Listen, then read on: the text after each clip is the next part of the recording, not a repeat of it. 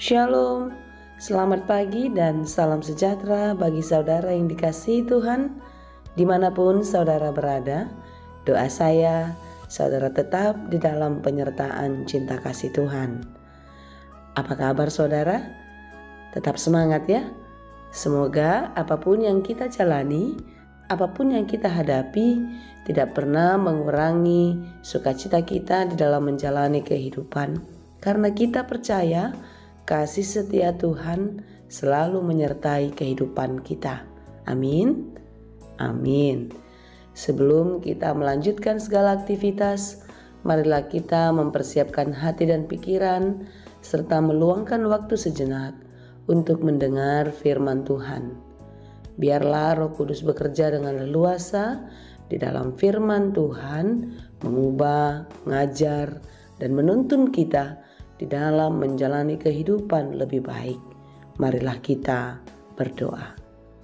Ya Allah Bapa yang maha baik yang kami sembah dalam Yesus, terima kasih Tuhan kalau cinta kasih-Mu menyertai dan menguatkan kami memasuki akhir pekan ini.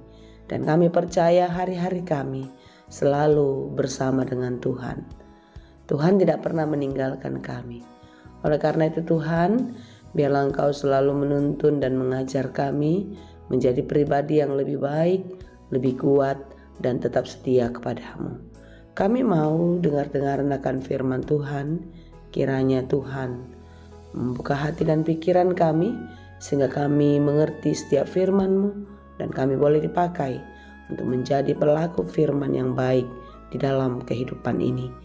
Berfirmanlah Engkau ya Tuhan, sebab kami telah siap mendengar. Kasih karunia dan damai sejahtera dari Allah Bapa Tuhan kita dan dari anaknya Tuhan Yesus Kristus dan Roh Kudus menyertai saudara sekalian. Amin. Firman Tuhan untuk kita pada hari ini, Sabtu 4 Februari 2023, ditetapkan menurut Almanak KKBP dalam kitab Markus 2 ayat 17. Saya akan bacakan bagi kita dalam bahasa Batak dan bahasa Indonesia. Alai umbegei Jesus ni nama madok nasida. Apala narikot di akana hisar padauni. Di akana hasitando. Dang naro au manjau aka partigor. Aka pardosado. Yesus mendengarnya dan berkata kepada mereka, "Bukan orang sehat yang memerlukan tabib, tetapi orang sakit. Aku datang bukan untuk memanggil orang benar, melainkan orang berdosa." Demikianlah pembacaan firman Tuhan. Ketika Yesus mencari dan memanggil murid-muridnya, Ia sambil menyampaikan firman Tuhan, mengajar dan berkhotbah kepada banyak orang. Banyak mukjizat yang dikerjakan, sehingga semakin banyak orang yang mengikuti Yesus.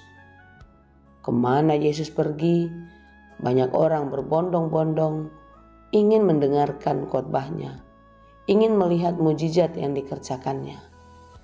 Sampai satu ketika Yesus bertemu dengan seorang yang bernama Lewi yang dipanggil untuk menjadi pengikutnya. Kita ketahui Lewi adalah seorang pemungut cukai, di mana pada waktu itu pemungut cukai dianggap adalah orang-orang yang berdosa. Mereka dibenci oleh masyarakat Yahudi. Mengapa tidak? Karena Lewi adalah seorang Yahudi tetapi bekerja kepada pemerintahan Romawi. Dan pekerjaannya adalah memungut pajak dengan cara yang tidak baik menurut orang Yahudi, dengan cara yang kejam. Itulah sebabnya tidak heran jika para pemungut cukai dibenci dan dikucilkan oleh masyarakat Yahudi.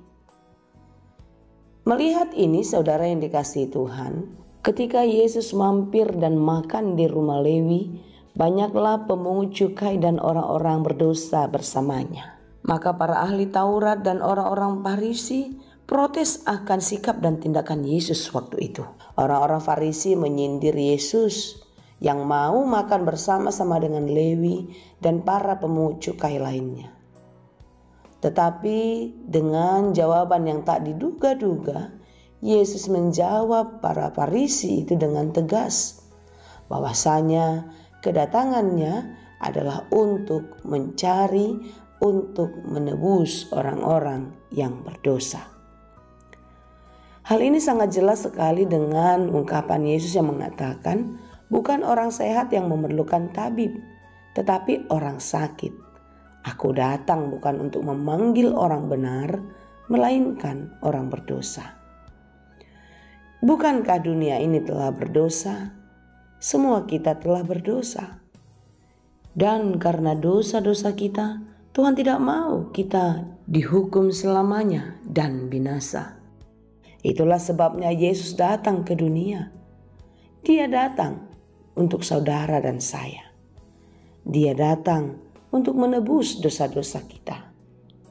Memang benar, orang sehat tidak perlu dokter. Orang sehat tidak perlu tabib, hanya orang sakit. Demikianlah kita. Kalau kita sudah hidup di dalam kebenaran, kita sudah hidup baik menurut Tuhan, tidak perlu lagi Yesus datang ke dunia. Tetapi karena Yesus harus memulihkan, Yesus harus menyembuhkan, maka Dia diutus oleh Allah, Sang Bapa di sorga, untuk menjadi manusia, menjadi tebusan atas dosa-dosa kita. Dia datang untuk kita. Dia datang untuk menebus dosa kita. Agar kita yang menderita karena dosa, kita yang sakit karena siksaan, keinginan dunia, disembuhkan, dipulihkan, dan dimenangkan. Oleh sebab itu saudara-saudara yang dikasihi Tuhan, jangan pernah menganggap dirimu lebih baik dari orang lain. Jangan pernah juga menganggap engkau tidak berarti dan tak berharga. Semua kita berharga di mata Tuhan. Itulah sebabnya Dia datang mau menebus dan menyelamatkan kita. Seberat apapun kejahatan, dosa-dosa yang kita perbuat, jika kita mau bertobat, kita mau berubah, Tuhan akan menyelamatkan. Kesempatan untuk kita berbuat lebih baik, menjadi pribadi yang lebih baik, terus terbuka, karena Dia tetap setia kepada kita. Oleh karena itu saudara yang dikasihi Tuhan, tetaplah percaya bahwasanya Yesus Kristus adalah juru selamat yang baik.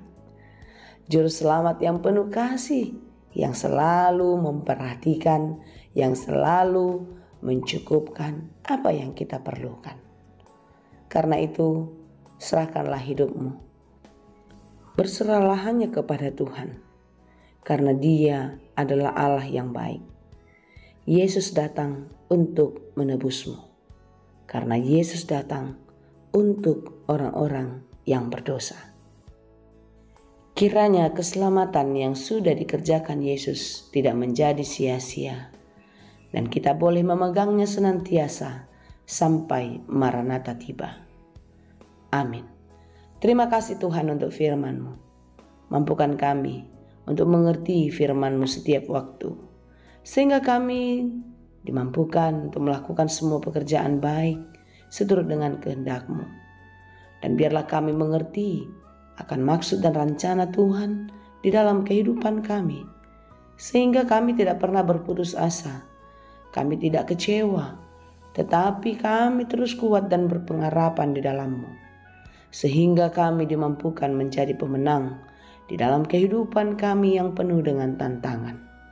Tuhan, kami serahkan seluruh kehidupan kami, seluruh pekerjaan dan harapan cita-cita kami.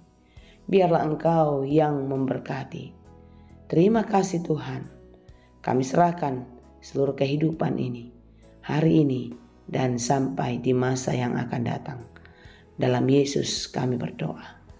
Anugerah Tuhan kita Yesus Kristus, kasih karunia Allah Bapa, dan persekutuan Roh Kudus Itulah kiranya yang menyertai dan memberkati kamu sekalian. Amin.